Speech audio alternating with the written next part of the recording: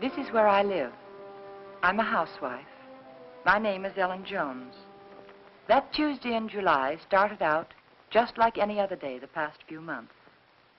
There was no warning it was to be the most terrifying day of my life. I remember thinking how tired I felt. Even the housework seemed drudgery and so meaningless with George confined to his bed. No one to see or care even. And then I got scared because I knew I was beginning to feel sorry for myself. George was the one who was ill, and he needed all of my thoughts and attention, and above all, my cheerfulness. I tried not to think about us, about George, how he'd changed. I told myself it was just my imagination, that things would be different when he was well and strong again. Then I thought I heard him call. George, did you call? George, are you all right? Yes, Ellen. You want anything? Not now. I've just begun work on an insurance report for the office. Well, call me, dear, if you need me. Okay.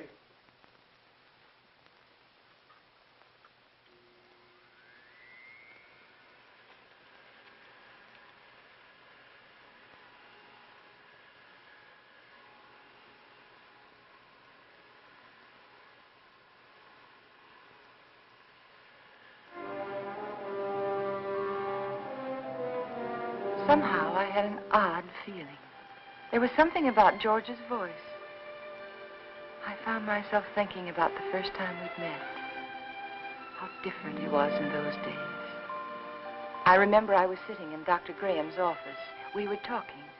I played one game of checkers and 2 games of rummy, and I'd written letters to a wife, a mother, and a sweetheart, and I listened for a half an hour to a homesick young ensign from Texas. He was awful cute. Now, what else can I do to help boost the morale around here, huh? You could go out to dinner with me.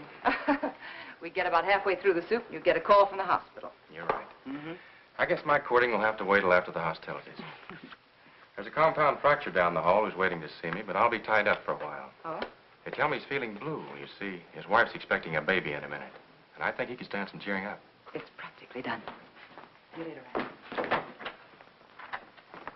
Oh, I'm sorry. They told me I could find Dr. Graham in here. You ought to be along any minute. Why don't you come on in? Sure, thank you. Are you a patient here, sir? In a naval hospital? No. I'm just a friend of the doc's. Flew in last night with the ferry command. The only thing wrong with me is a double-barreled hangover. Too bad. Dr. Graham will be detained, so I'm taking you for an airing. And maybe he doesn't want to go for an airing. He doesn't. There's nothing a woman likes better than shoving a man around.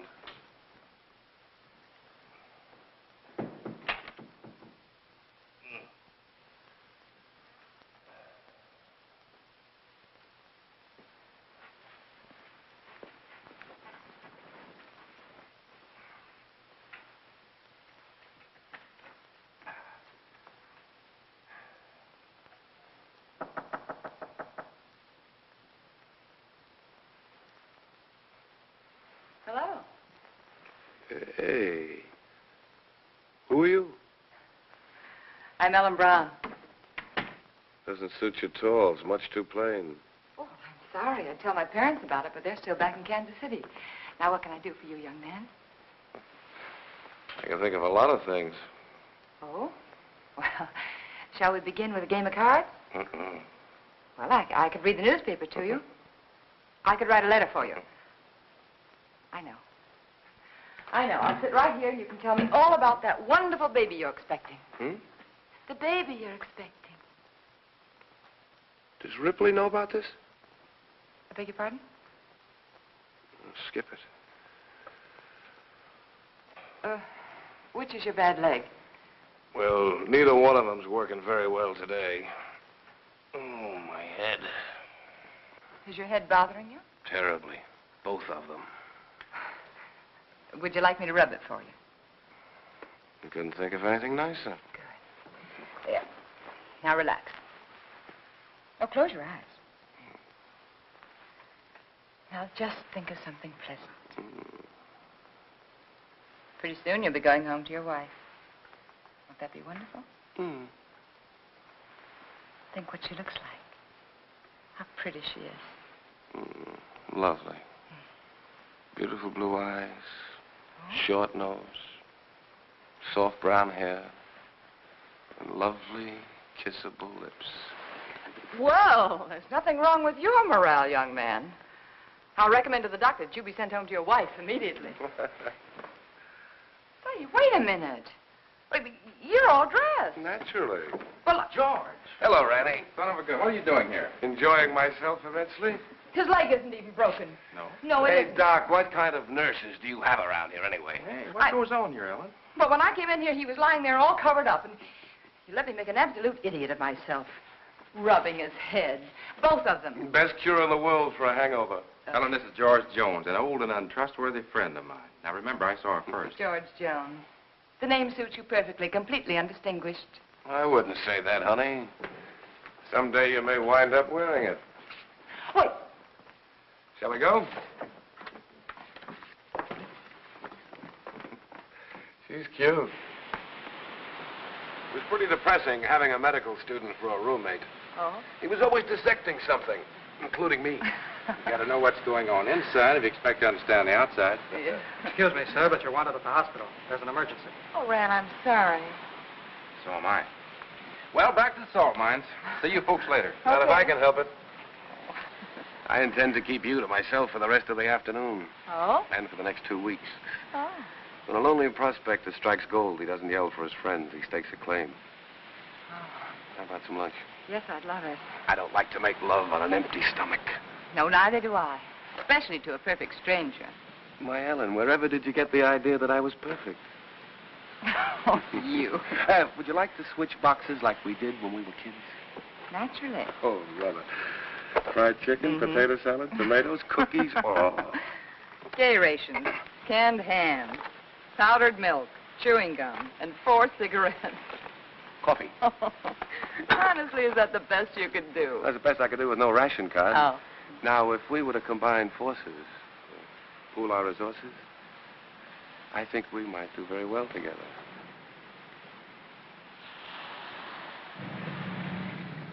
Here we go. Bye, George, and good luck. Thanks, Rand. Goodbye, darling.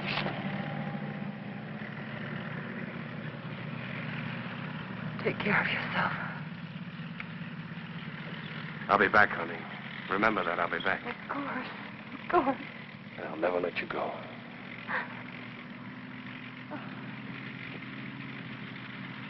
Goodbye, darling.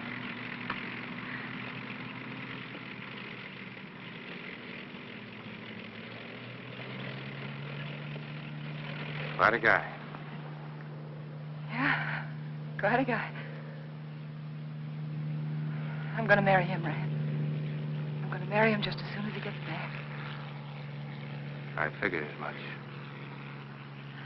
Are you sure he's right for you, Ellen? Oh, I don't know. It isn't something you think about. It's just something you feel. You know, you can't do anything about it. I know what you mean, Ellen. The guy with wings has it all over us fellas who walk around down here.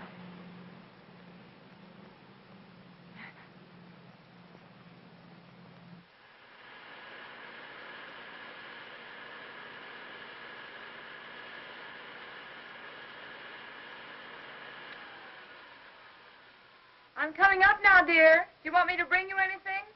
No.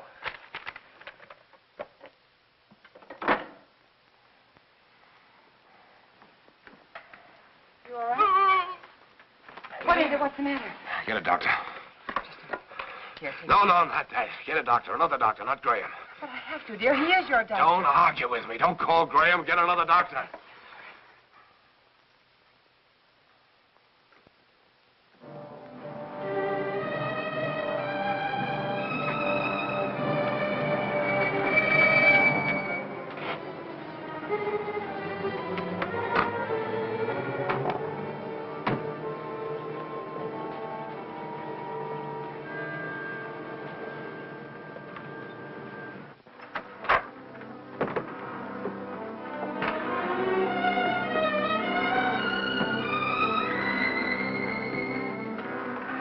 He didn't want the medicine, but I made him take it. Good girl.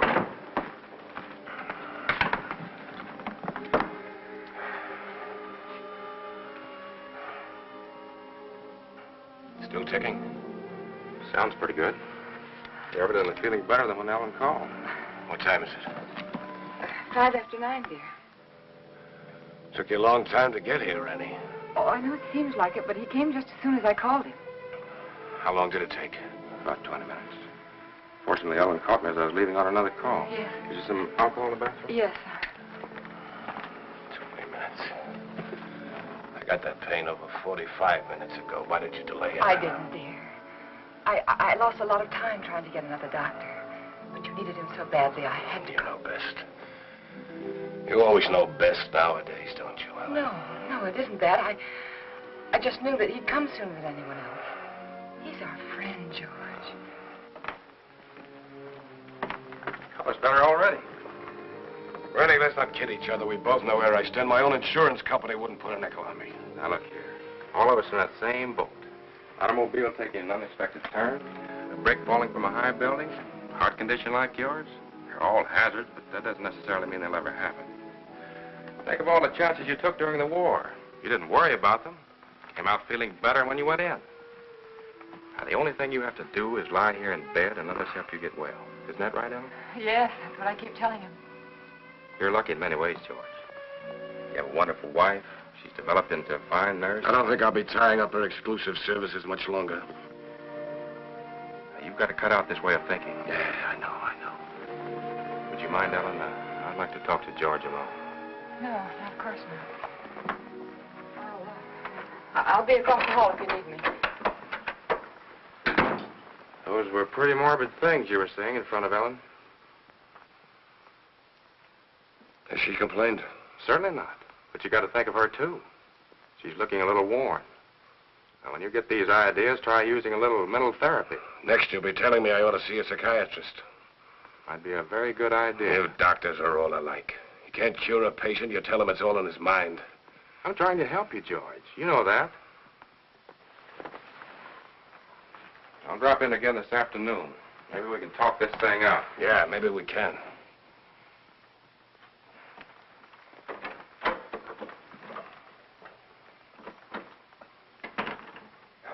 Yes? Come downstairs now. I want to talk to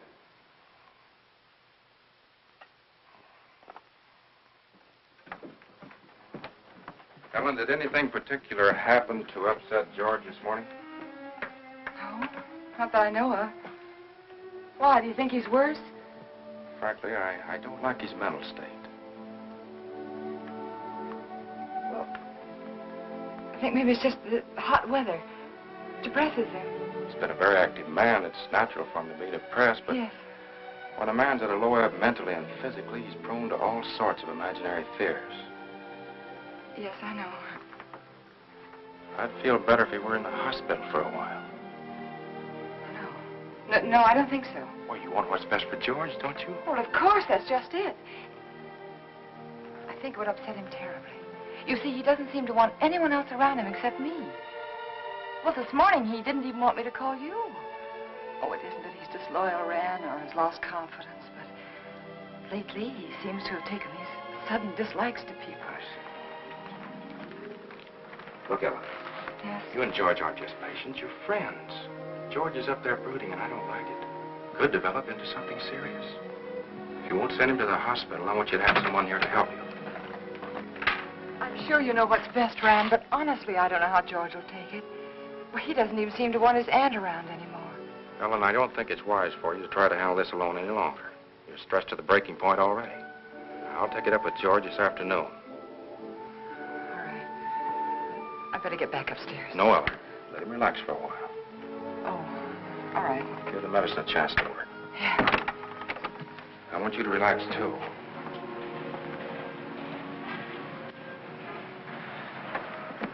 Remember now, you can call me anytime you need me, even if you just think you need me. Oh, thanks.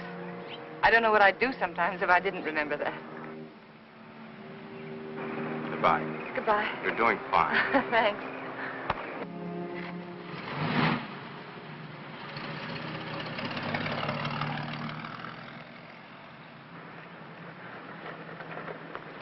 Stand where you are.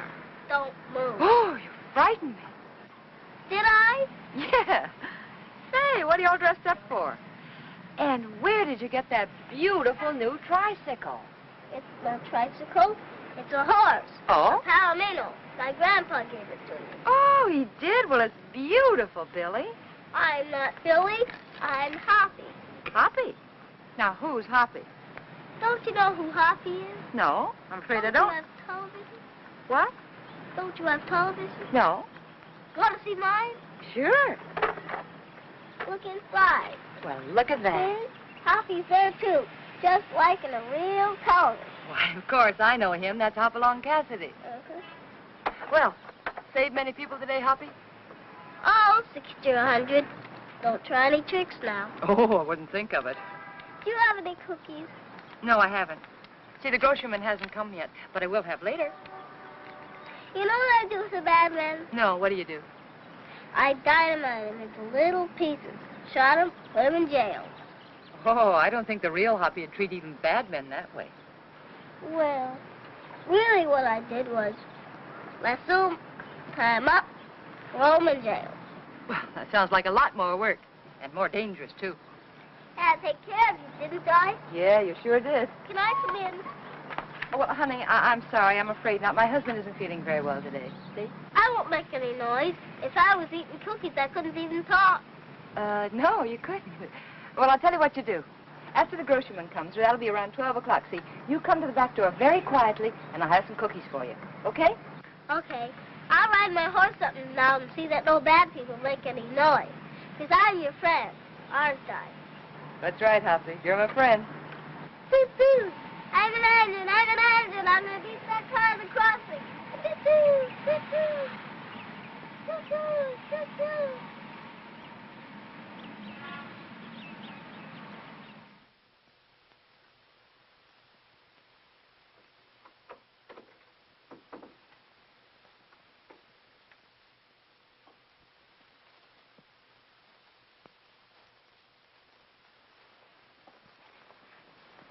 Well, George, you weren't out of bed just now, were you? No. Oh, it must be the heat. I could have sworn I saw somebody right... Long? What, dear? It took you so long. Sorry, dear. I was talking to Billy. I should say Hoppy.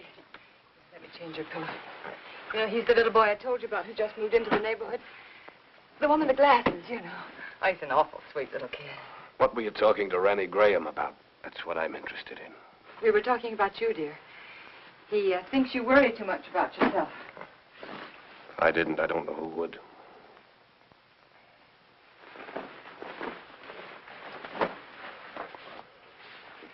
George, ever since you got out of bed yesterday to see if you could walk, I've had it on my mind. I want you to promise me not to get out of bed again while I'm out of the room. All right, Ellen. Did you call the druggist about getting the heart prescription filled? Yes, dear. He said he'd send it up later in the day. But there's enough there if we need it before. Did you tell him I'd spilled it? No, I didn't. Do you feel well enough for the paper? Yeah. Editorial page? No, just the front page is all right, thank you. There you are, dear. You look tired, Ellen. Oh, I'm not. Just that it's so hot today. What are you thinking about, Ellen? Well, you know, I was just thinking that everything in our lives, every breath, every thought has been for ourselves. I don't think people can do that and be happy. Do you? You're getting a little confused, darling. It was me that Rennie Graham told to change my way of thinking. Oh, no. I mean, it was my fault, too. I just wasn't strong enough to help you. But we could change all that now. Ellen. Could make all the difference in the world, George. Come here, Ellen. Yes? What's the first thing you do? When? When I'm out of this bed again, away from the house? Just be so grateful that you're well. I think I'd try to do something to somebody. I mean you. For your own self. Oh. I'd like children. Yeah. Yes. And then I'd like a garden. A real garden. Like the woman next door has. And I'd find out about flowers and things, and I'd compare notes with every other woman on the block. So you'd have a garden and children, huh? Oh, isn't it good to plan again? Kind of gives you something to hold on to, doesn't it? Oh, my, it takes a long time for things to sink in, doesn't it? But you always said that, George. You always said make a plan for everything and then stick to it. All right, our plan now is for you to get well. And then afterwards... You must think I'm very stupid. Stupid? Don't you think I know you're in love with him? In love with whom? Graham. Well, that's the silliest thing I ever heard of you. You're not as subtle as you think you are, Ellen. It's quite obvious. First, I thought it was just an infatuation, but now I realize it's more serious. Serious to the point where my life is more in danger from your heart than mine. George, what are you talking about? I almost feel sorry for you, Ellen. He overrated you, Ellen, just as he underrated me. You haven't the courage or the intelligence he thinks you have. Please don't talk like... Do you suppose I don't know he told you to rake over these old coals this morning? No, dear, he didn't. Convinced me I was a failure by making me impossible promises. I know something about my own sickness. I know what happens to a man when you take away his self-respect. George, I know what happens when you constantly upset. George, this is wrong. I know it is. Please don't upset yourself anymore. Please. That's what he told you to do, isn't it? Did No. he also tell you to delay getting help to me like you did this morning? How could you do that, Ellen? How could you take a man of second-rate intelligence George, like dear, that? we'll do anything you say. I'll get another You didn't doctor know right what you away. were letting yourself in for, did you, Ellen? Please don't talk anymore.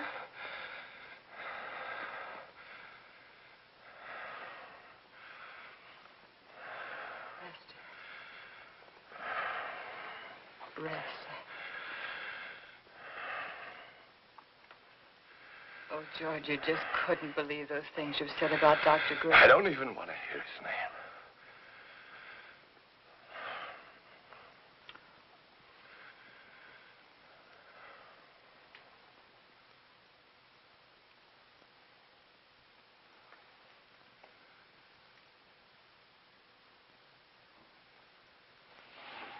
Leave it halfway up, Ellen.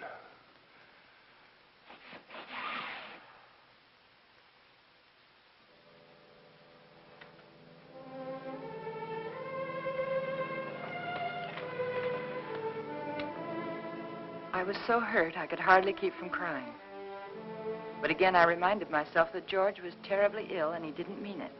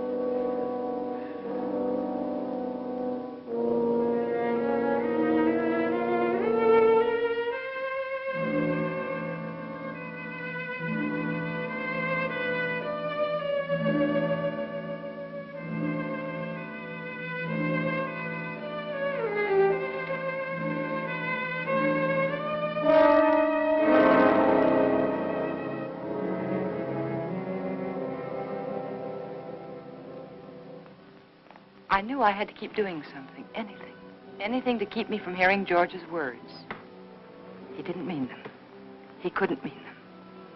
It was his illness, the heat. And when I took his lunch up to him, I'd be pleasant and cheerful as if nothing had happened. Hey. Oh, hi, Hoppy. What's the matter? Oh, you don't have to whisper now. He's awake. I was just fixing his lunch. Did you come for your cookies? Bobby's just left the bake, but I've already had my lunch. You're not begging. I want to give them to you. There you are. Take the tray. But Say, are you catching a cold in this weather? you sound just like my mom. No, I'm not. Oh. I could do something, too. Present for me? Uh-huh. Oh, Hoppy, how nice of you. I wonder what this could be. Oh, that's very nice of you. Are you sure you don't want to keep it yourself? We got a big television at home, a real one. This is just a pretend one. Well, I know it is, but it's very nice, and I want to thank you very much for giving it to me. Mommy says television's good for when you're sick. Mm. Daddy says it makes him sick. Oh. Mommy lets me look at television, so I stay in bed. Well, I think that's a very good idea. I'll have to tell my husband about that. Can I see him? I can play with him if he can't go outside. Oh, well, that's very nice of you, but I don't think he's well enough to see people, dear. I won't make any noise. I'll just eat my cookies and look. Well, perhaps in a week or two when he's feeling better, huh? Okay. My horse is sick. I gotta go see my horse. Okay.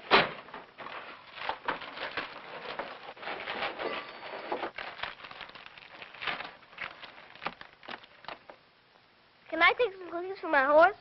Oh, by all means, take as many as you like. I'll go see my horse now. All right. Say, honey, are you sure you don't want to take that television set with you? The man can use it, but tell him not to break it, because I gotta use it later. Well, all right, I'll tell him. And thank you again, Hoppy. Bye. Bye. I always felt better after talking with Hoppy. I wondered how he'd look without his glasses. Ah, it's a nice thing as that kids do. Don't break it, because I have to use it again. George wanted his lunch. That was a good sign.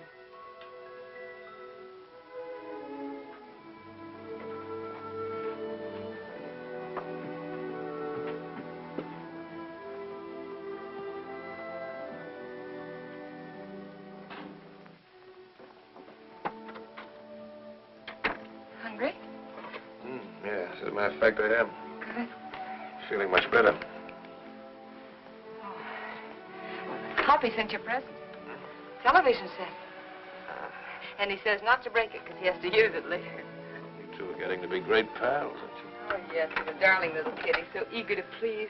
Oh, honey, not now. All right. But at least you're going to have clean hands and face before you eat. Ellen, has the postman come yet? What'd you say, dear? Postman, has he come yet? Oh, no. No, he's very late today. Guess it must be the heat. Give him this letter when he comes, please. Dear, I thought you were resting. What's the rest in a way? A relief to get that written. New insurance law affects the Emerson estate. I've got to check over. All right, dear, all right. I'll meet him at the gate. Give it to him. So, how's that? Good. Sure.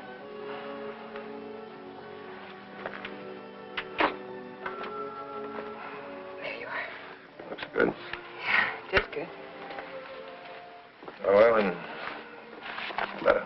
Oh, sorry. And if you finish before I get back, don't try to put that tray on the floor. You remember what happened the last time? Say, you really wrote a letter, didn't you?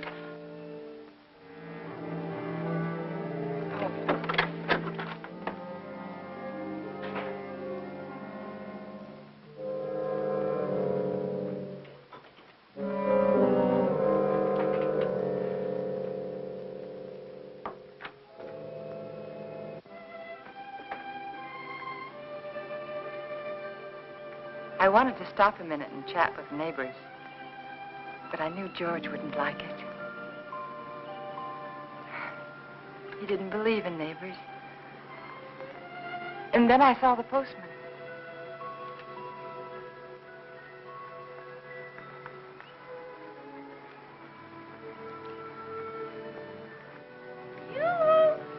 When do you think this heat's going to break? Morning, Mr. Carson. Oh, good morning, Mrs. Jones. Certainly is hot, isn't it? Oh, it sure is, especially with this mailbag. Looks heavy, all right. Well, if I'm all in now, I wonder what I'm going to be like this afternoon. Well, I guess I'll live. Yeah. Everything's so high, I've got to keep my nose to the grindstone. Yeah. Got a pension plan. Did I tell you about it? Yes, you did. Well, you got to follow it to a T. Every penny counts. Yes. You know, my wife doesn't understand that. She says I'm an old penny pincher. No. But I told her that... Mr. Carson, would you take this letter for me, please? Thanks. I'll swear, I bring in more mail than I take out. Well, I'm sorry. I'd run up to the mailbox with it myself, but I don't like to leave the house so long with my husband being ill and all, you know. No, one never figures how it slows me up lugging everybody's mail around this awful heat. Sorry. My feet are throbbing. Your feet ever... Yeah, I know just what you mean. You know, I ought to be way out in Pine Avenue and Merritt Street, but noon, with the way I'm going, I won't be out there till 1 o'clock. Sorry. Well, with everybody giving me mail to take back. Is that mail for me? Huh? That mail, is it mine? Oh, yeah. Excuse me. Thank you. It's all right. It's that retirement plan that keeps me going. Yeah, I'll bet it is. Well, thanks again, Mr. Carson. You're welcome. Well, glad to see your husband's well enough to be up, Mrs. Jones. Goodbye. I wish I could lie down for a while.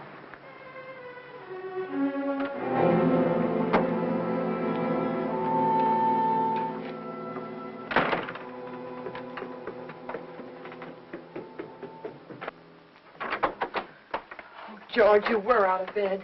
And you promised me you I wouldn't. can't get out of bed in my condition. But, dear, the postman said he saw you at the window. Did he really? Well, no, he didn't actually say he saw you. But... Postman's got a touch of sunstroke. Yeah, me too, I guess. Oh, hot wind certainly doesn't help much. You finished? Yes, very nice, thank you.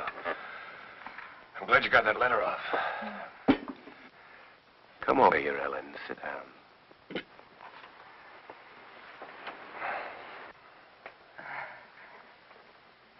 Would you like your Aunt Clara to come up and visit for a little while today? It's pretty hot for the old gal. Oh, she'd love it if you asked for her. You're the apple of her eye, you know. I always was. You know, Aunt Clara gave me a toy when I was a kid. A toy I was crazy about. My mother used to tell her she gave me too much, but I can still remember that toy. It was a bottle with a small, absolutely perfect sailing ship built inside of it.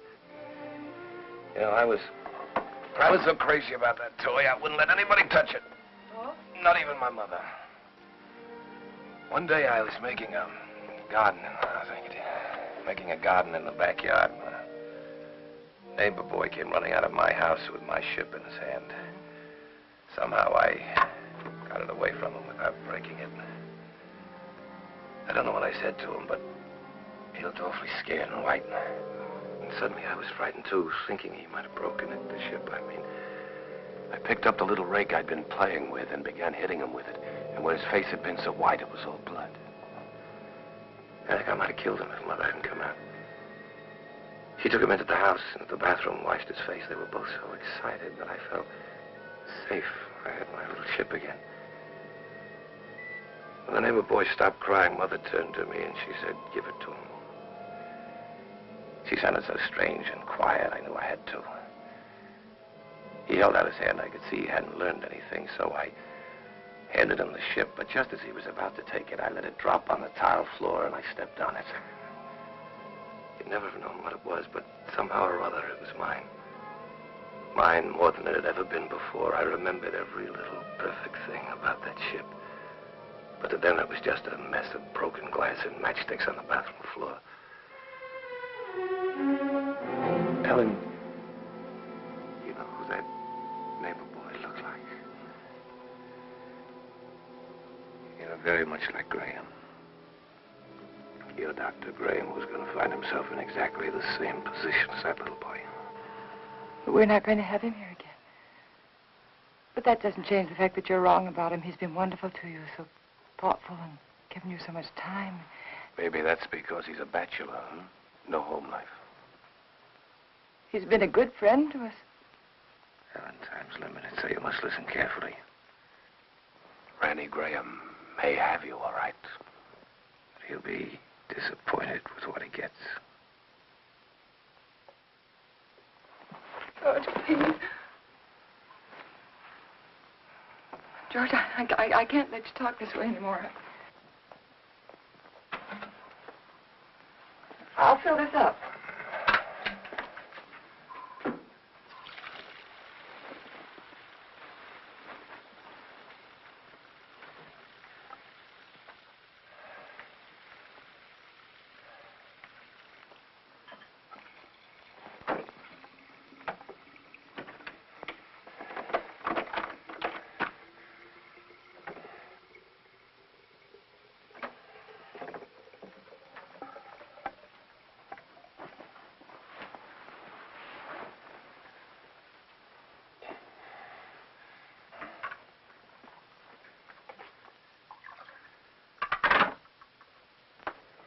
I'll be downstairs if you want me.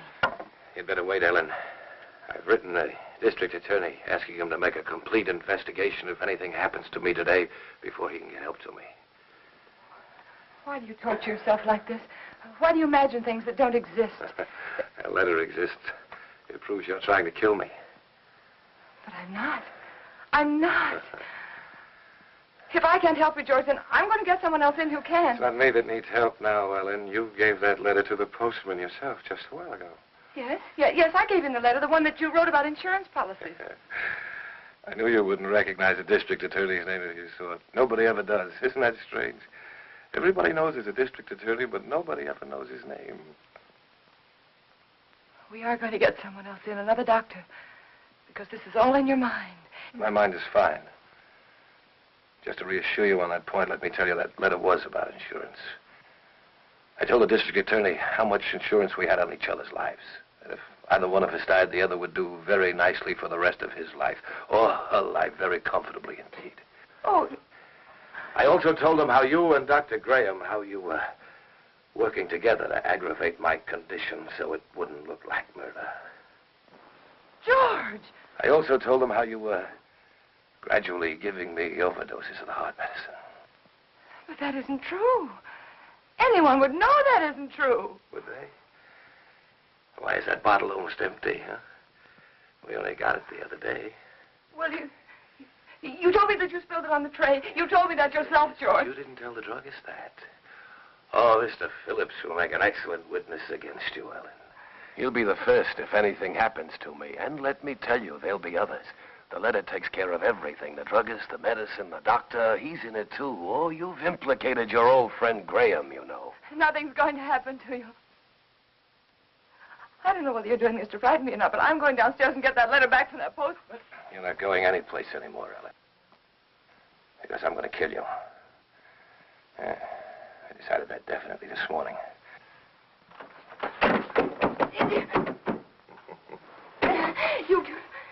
You couldn't mean this, George. You couldn't. George, you know I wouldn't hurt anybody. Anybody, much less you. George, think. It's me. It's Ellen. It's Ellen. But you did want to be rid of me. It was in your mind. That's why you feel so guilty, isn't it? No. The letter will take care of Graham. I'll take care of you myself. I'll make it look like self-defense. Please don't. There are just too many things against you, Ellen. You used to say that you were lonesome until you met me.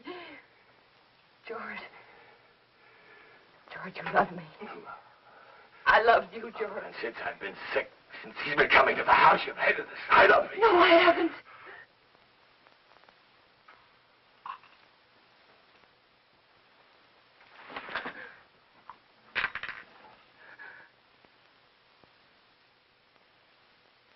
Oh.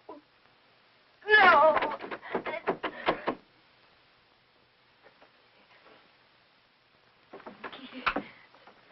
Keith. It was one of those awful dreams. The kind I used to have when George was overseas. That man lying there was George, my husband. He was dead. He died trying to kill me.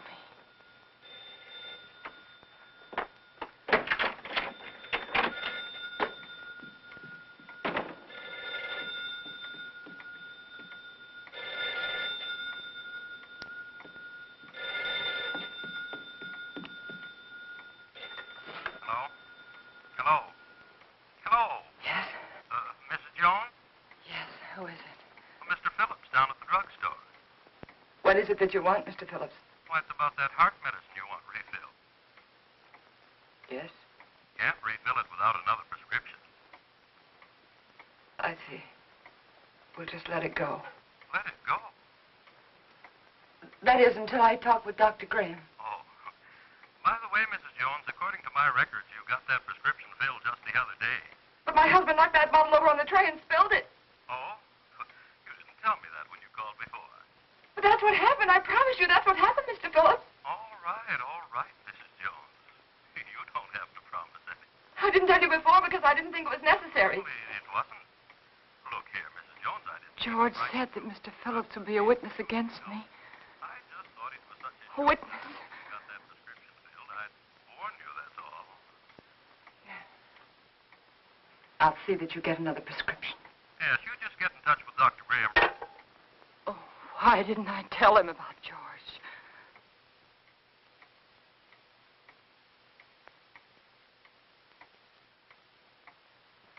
That letter. I had to get that letter back. I couldn't tell anyone about George until I got that letter back.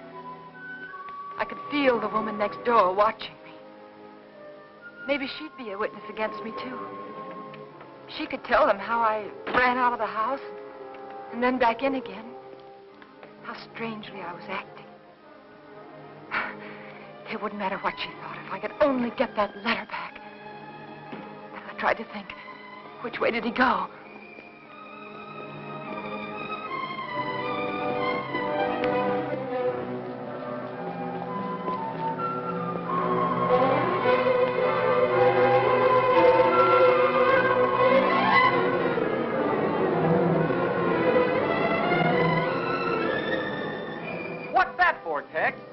Who knows? The heap needs everything we can put in it. Yeah, but what'll it do? Who cares? Pardon me. Can you tell me, did the postman go by here yet? The postman? Yeah. Yeah, old Oddball plowed his way through here a little while ago. Oh, which way did he go, do you know? That way. Oh, thanks. Yeah, up that way towards Merritt Street, you know. Yeah, I know.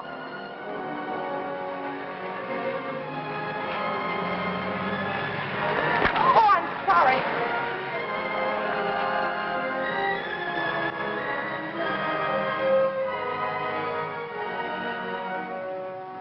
That's right. You know, every time I go home at night, I always tell my wife, Laura, if it wasn't for that pension plan of you, I just never get up. I just drop in my tracks one of these days, and that'd settle it. I just never get up anymore, and that's all.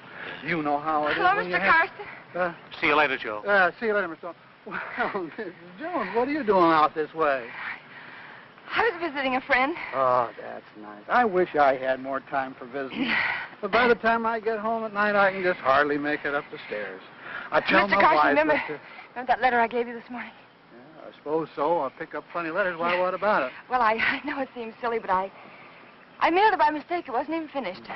Yeah. Now, what did you do that for? Well, I don't know. I guess I was just so busy. Finish it up and mail the rest of it tomorrow. They'll get it in 2 installments. Now, you wouldn't want me to do that. But may I have the letter, please? First, I pick them up and carry them around for miles, and then they want them back again. Well, I'm sorry, but you can understand why I wouldn't want it to go out unfinished. Yeah, I guess so, but all these delays count. Keep me on my feet longer than I ought to be. Well, it won't be much trouble, will it? Yeah, here it is. Thank you. Now, look, you shouldn't have given me this letter in the first place. Why? Giving me this letter is just like putting it in the mailbox. Now, you wouldn't expect to get this back from the mailbox, would you? No, but surely you can make this concession. After all, Isn't this fellow the district attorney? Yes. Yes, my husband read about some graft in the newspaper, and he wrote to the district attorney about it. Oh, your husband wrote the letter? Yes. Thought you said you wrote it. Well, what's the difference? He's my husband. Oh, it makes all the difference in the world, Mrs. Jones. But why? It's one of our strictest rules.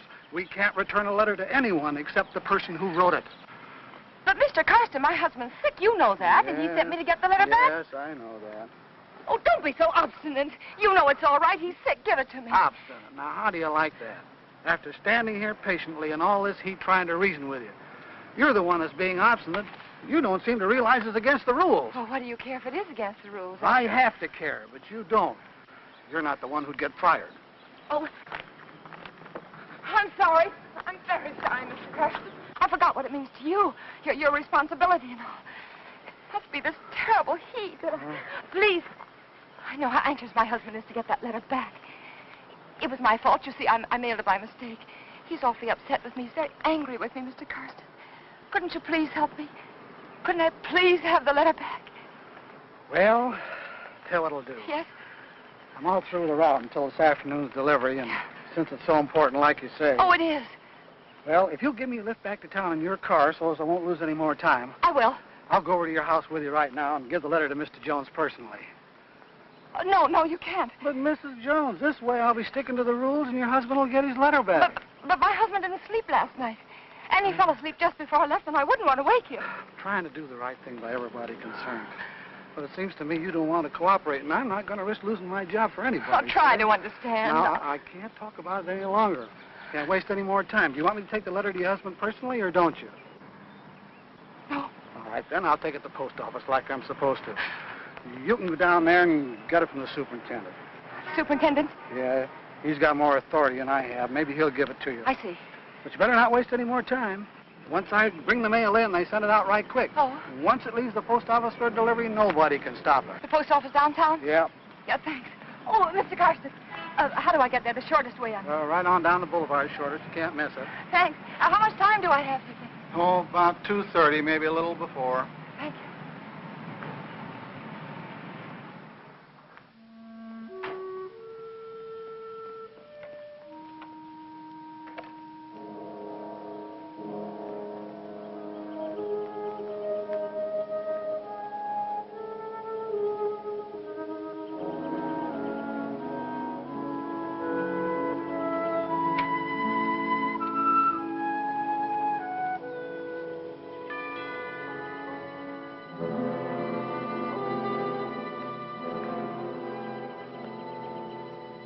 Ellen? Ellen?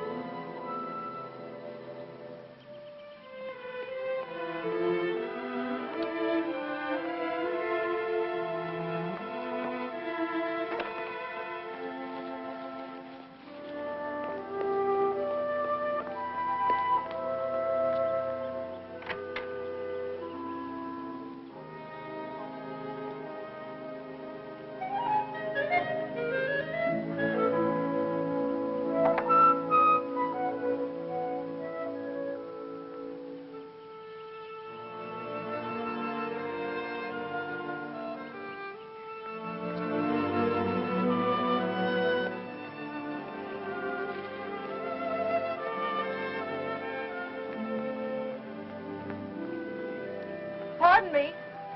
Yes? Have you seen Mrs. Jones this morning? Yes, she went out about half hour ago. Went out? Yes? But what about George? Mr. Jones. She hasn't gone off and left him alone, has she? Well, her husband's sick, you know. So I've heard. Of course, I never really met them, though I haven't lived here long. I can't imagine her going off like that. I'm Mr. Jones's aunt. I made him some jellied consomme. I packed it in ice. It's melting. I never dreamt I wouldn't get in. I could tell you where the key is. The key? Perhaps you'll think it's nosy, but I happened to see her when she locked the door. Well, isn't that good of you? The front door? Yes, it's right over there, above the door. Thank you. I don't know how you stand in the sun without a hat on. I'd dry up like a pea.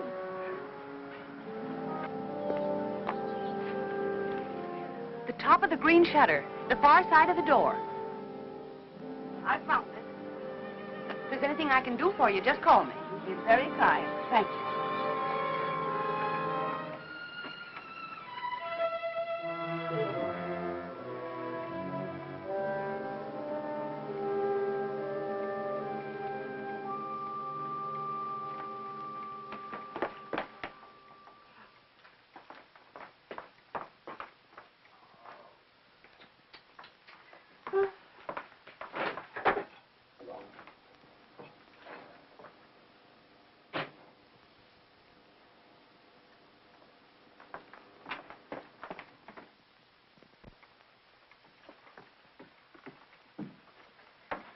Aunt Clara.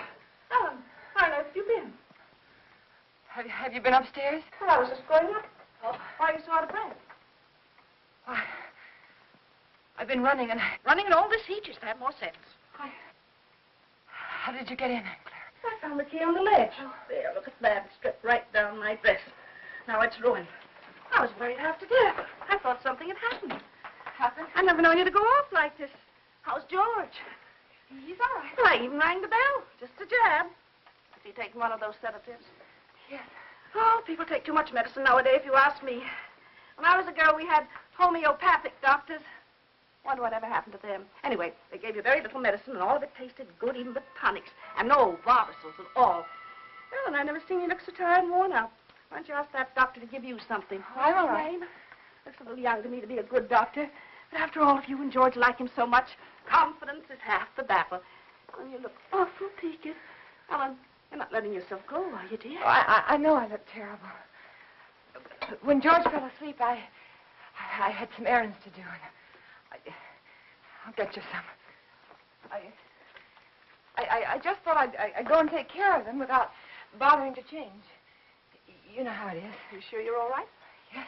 Why don't you go upstairs and lie down for a bit, dear? Take a little snooze. It'll do you good. I'm not tired. Really, I'm not. Well, after all. Oh, Clara, I have so much to do today. Oh, sit down, Ellen. Lean back. Relax. You'll be on your back before you know it if you don't watch out. After all I want to do is to help. From now on, I'm going to have more time, too. Ellen, I forgot to tell you. I resigned. Resign? From the Helpers Guild after 15 years. I'm not helping anymore. I'll leave the kitchen door open, and then we can talk while I'm cleaning up out there, all right? Oh, you might as well. You're so fidgety. Oh, Ellen, while you're on your feet, will you bring me a damp cloth? For 15 years, I was in that guild. And for the past 5, I was treasurer. And for the last 3, they were promising me the presidency. So what happens?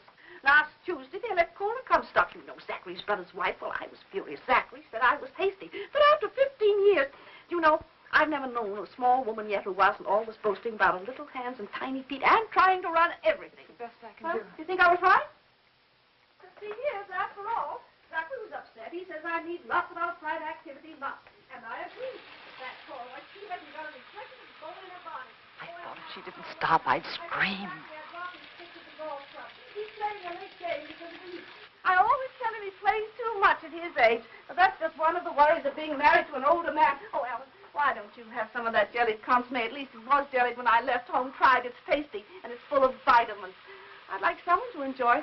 After all, it ruined my dress. Oh, I think I'll run up and pop in on George. If he's asleep, you can tell him later that I peeked him. Hey, Clara! Clara! What is it, Ellen? Okay. There's something I must tell you. Well, what is it, dear? What's the matter? Are you having trouble?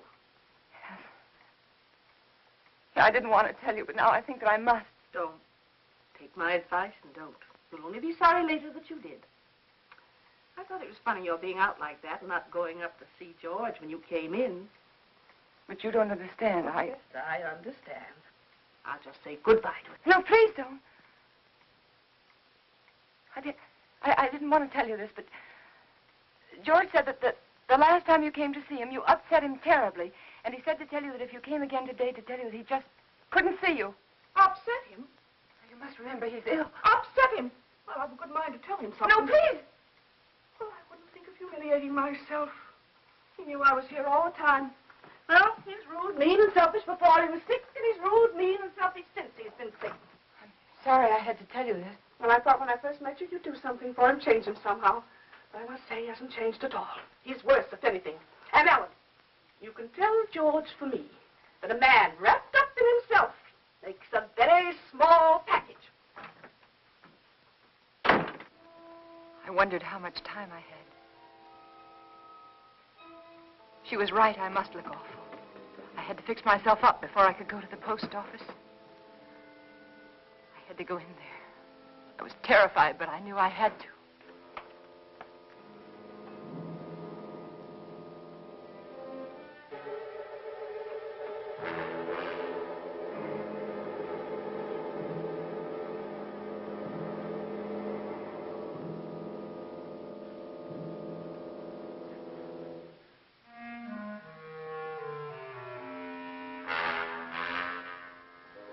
George.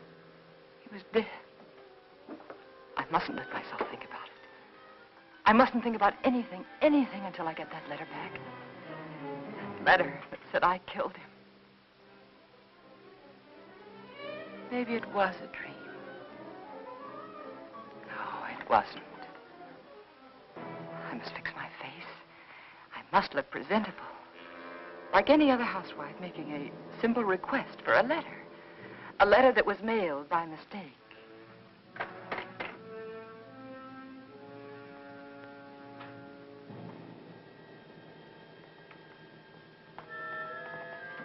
The gun. It was still in George's hand. Somehow I knew I shouldn't leave it there.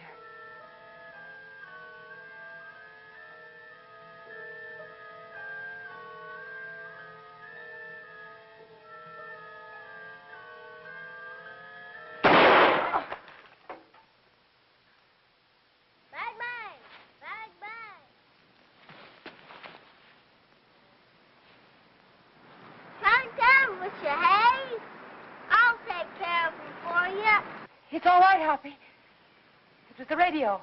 I just turned it off. Need any help? No, everything's all right. I see it. Bang, bang! Bang, bang! Hi, gotcha. I prayed that no one else had heard that shot.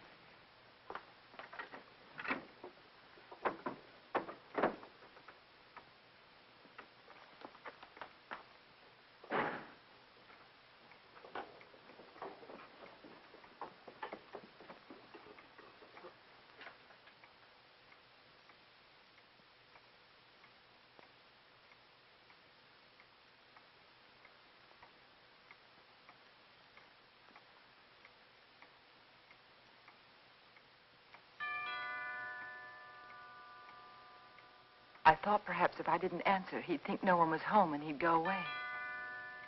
But he didn't. He just rang the bell again and then stood there.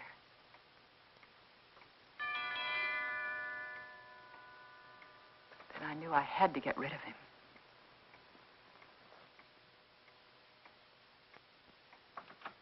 Yes? Good afternoon. I'm Mr. Russell. Yes? I'd like to see Mr. Jones. He's expecting me. Expecting? Yes. He telephoned me the other day. Well, there must be some mistake. My husband is not well. He isn't able to leave his bed. He told me he was ill, but he did telephone to be here this afternoon. Well, nevertheless, he isn't well enough to see anyone. But it's a business matter, Mrs. Jones. I'm sorry. But the doctors forbid him to see anyone. He warned me that I'd get some resistance from you. He did? He explained that you were over-solicitous about his health, but that I wasn't to take you seriously. Your husband only wants me to authenticate some legal papers. I'm a notary. Won't take but a few minutes. I'm sorry. I've already told you he isn't well enough. He's had a relapse. The doctor just left here a few minutes ago. And he said he wasn't able to see anyone today. Not anyone. Well, I'm sorry to have bothered you, Miss Jones. Oh, that's all right. I'll leave my card. Perhaps you'll call me. Yes. Better. Yes, I'll call you. Good afternoon. Goodbye.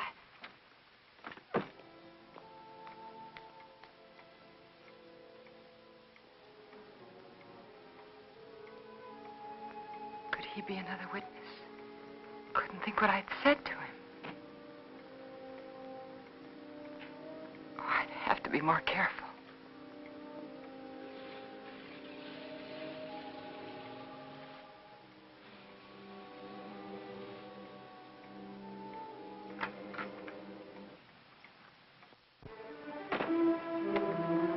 Suddenly I remembered what happened the last time. I had to be sure no one could get into the house.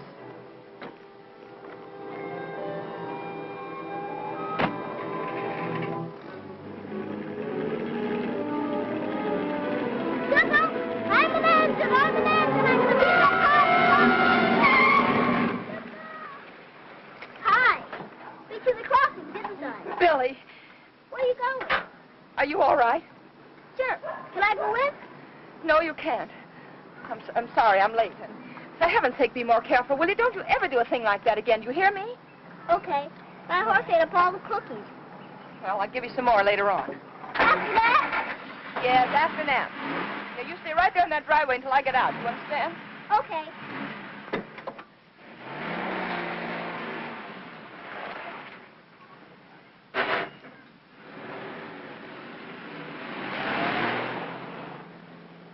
All I remember about the drive downtown was I kept thinking, this time I must control myself. I must keep calm.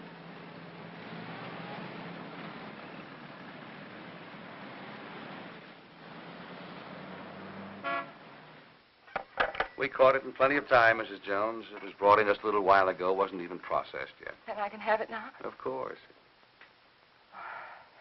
Heaven. I'm glad we caught it in time for you. My husband will be so pleased to have it back. I'll give you one of our regular forms here. A form? Yes, one of these. Oh. You mean I can't take the letter with me now?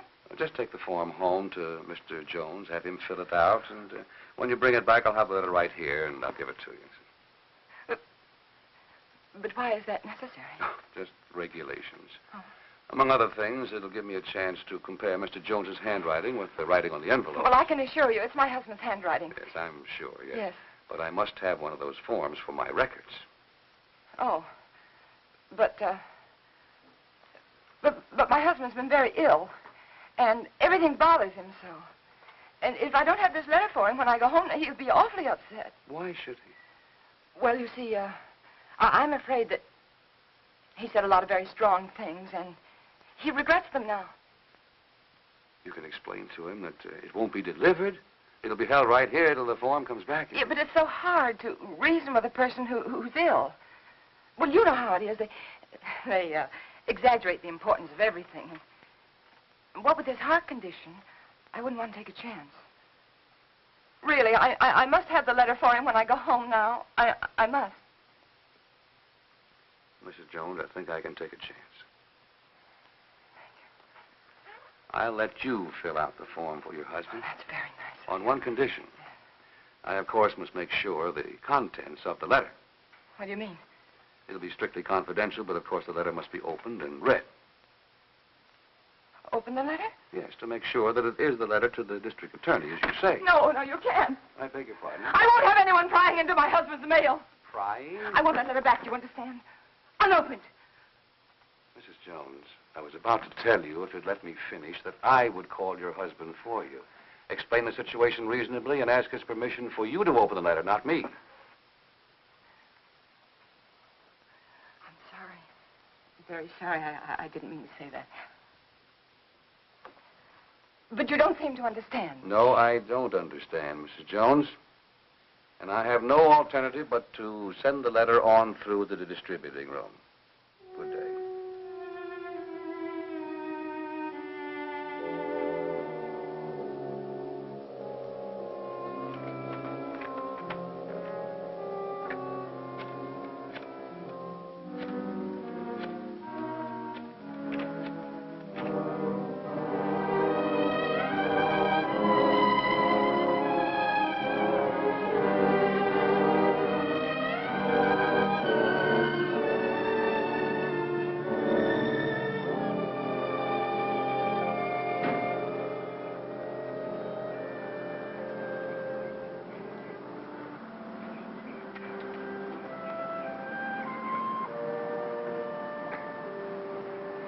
Mrs. Jones. Mrs. Jones. I don't want to intrude, but I couldn't help noticing you all day long. I've had the feeling that something was wrong, and I'd so like to be able to help you. Oh, I know we haven't been too neighborly, but trouble's something else again. Can I help you? Is there something I can do for you? Of course, I know you're anxious to get up to your husband, so you run up and see if he's comfortable and settled, and then you come over. Or call me. I'll be waiting for you. She was kind. She might have been my friend. She might have helped me.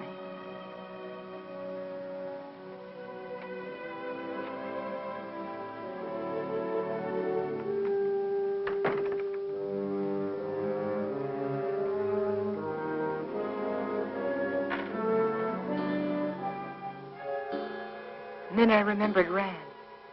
He said he was going to stop in again to see George. I couldn't let him do that. He mustn't come here again. Ever.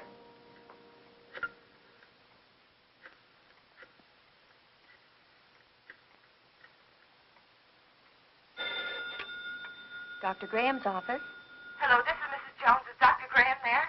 Oh, he isn't here, Mrs. Jones. Can you locate him, please? It's urgent. If it's an emergency, I could trace him through his house calls. Please do. It's very important that Dr. Graham doesn't come here today.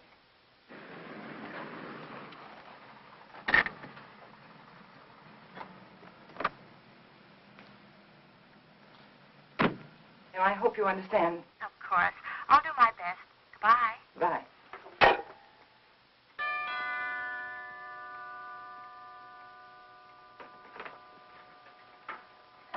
Doctor, I just called your office and I just told your nurse that I... Well, George felt he wanted to consult another doctor. And I did too. And he just left and I really think it would be better if you didn't see him again today. Oh? What doctor did you call? Oh, I'm sorry, I've forgotten his name. I called the lady next door for her doctor, and she gave me his telephone number, and George liked him very much. I see. Yes. Is he a heart specialist? Yes. That is, I think so. Mm-hmm. What was his diagnosis? I don't know. Really, George is feeling much better. I'll call you tomorrow. Now, wait a minute. What's happened, really? Well, you see, after... No, please don't, please. Don't go up there. It's better for everyone if you just don't go up there.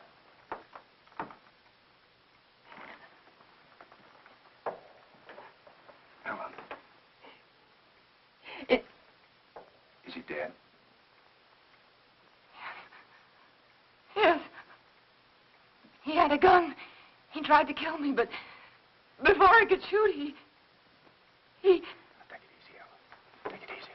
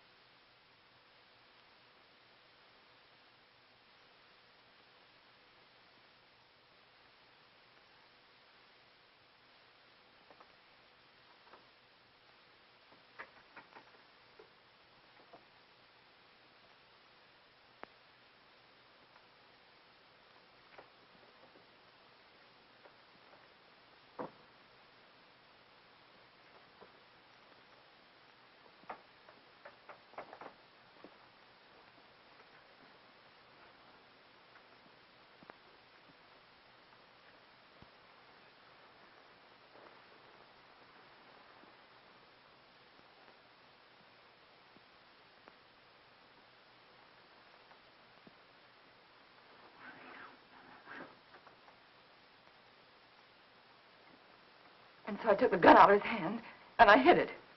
I had to. It looked as though he died protecting himself from me. All right, Ellen, but why didn't you want me here? I don't know how to tell you. That letter said that we planned his death together. That you told me to aggravate his condition, to give him overdoses of his heart medicine. And if they come here and find you here, they'll think it's true, just like George said. Ellen, his mind was going. I tried to tell you this morning. He wasn't responsible. They won't believe me. How could they? I did everything wrong. Everything, just like he said I would. The druggist, and then the postman, and then the superintendent. And I even lied to his aunt. They'll all think I was guilty, all of them. You're not guilty, Ellen. Remember that. Oh, I know. The police will be here any minute now. You better go. You better go right now. Ellen, where are you going? I don't know. There's no sense in running away now. Go at the door. Ellen. Go at the door.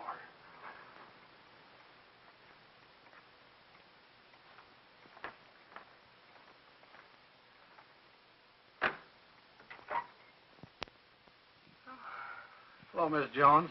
I got a letter for you this afternoon. I didn't put it in the slot because, well, I guess I should feel kind of funny coming here like this after what happened between you and me this noon. But it's all right. I understand. Here's the letter you gave me to mail this morning. Surprised I didn't realize it at first, a thick letter like that and only one stamp. Those public officials like the district attorney won't accept postage due mail, you know. Insufficient postage? Yeah, the other end just won't pay the postage in these cases, and we have to return them to the senders. How do you like that? Not enough postage, and we have to deliver them twice. Yes. Crazy business. You know, some folks might think I'm stingy. I know these extra stamps cost only just a few cents, but yes, I understand. if I multiply you by everybody else... Yes, I understand. And thanks again for the letter, Mr. Carson. Oh, that's all right. Goodbye. And thanks again, Mr. Carson, for bringing the... Welcome.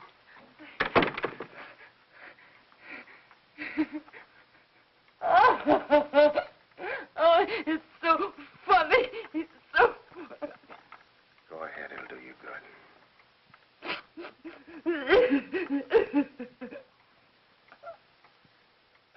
You know, I tried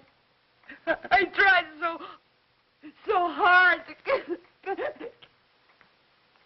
All right, Ellen. You've got it now.